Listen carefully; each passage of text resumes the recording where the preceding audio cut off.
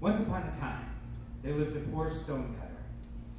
Every day he picked up his tools and went to a great rock in the side of a mountain where he cut out slabs of stone. He worked long and hard and had never known any other life but that of a stonecutter. Now, in the mountain there dwelt a benevolent spirit which sometimes helped men by answering their secret dreams. The stonecutter had never seen the spirit and only shook his head with a disbelieving air whenever anyone spoke of him. One day the stonecutter carried a gravestone to the house of a rich man. He saw there all sorts of beautiful things of which he had never even dreamed. He admired the clothing the rich man wore, and especially his magnificent top hat.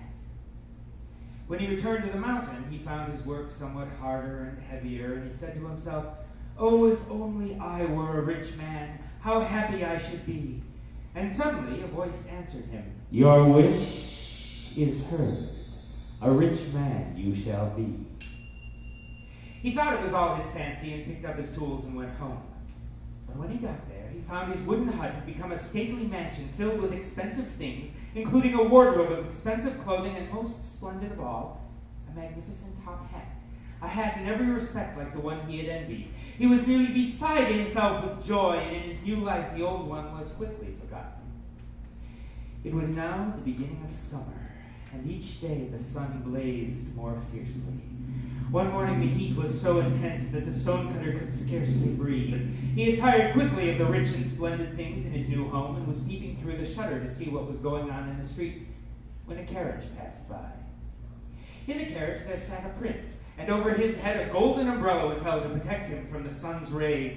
"Oh, if only I were a prince," said the stonecutter. "How easy to enjoy life then." And the voice of the mountain spirit answered, "Your wish is heard. A prince you shall be." And a prince he was. Now the new prince was enjoying himself in the royal gardens as the sun burnt down hotter and hotter.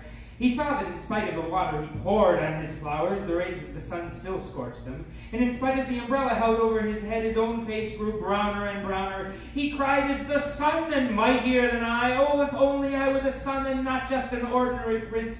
"Your wish is heard," said the voice of the mountain spirit. "The sun you shall be." And the sun he was.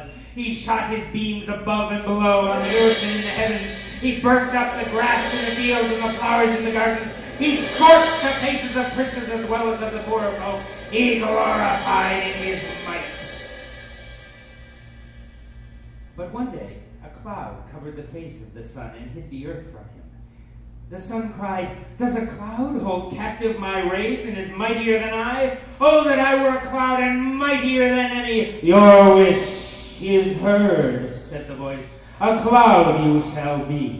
And a cloud he was. He caught the sun's beams and held them. To his joy the earth grew green and flowers blossomed.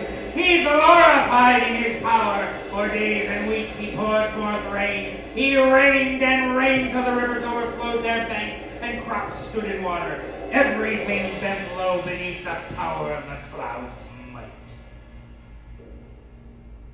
Only the great rock on the side of the mountain remained unmoved. The cloud was amazed at the sight and cried in wonder, "Is the rock then mightier than I? Oh, if only I were the rock and mightiest of all!" And the mountain spirit answered, "Your wish is heard. The rock you shall be." And the rock he was. He glorified in his power. Proudly he stood, and neither the heat of the sun nor the force of the rain could move him. "This is better than all," he said to himself. But one day, he heard a strange noise at his side, and when he looked down to see what it could be, he saw a stonecutter driving tools into his surface. Even while he looked, a trembling feeling ran all through him, and a great block broke off and fell to the ground. He cried, "Is this mere child of the earth mightier than I, the rock? Oh, if only I were a man!" And the mountain spirit answered, "Your wish is heard. A man once more you shall be." And a man once more he was.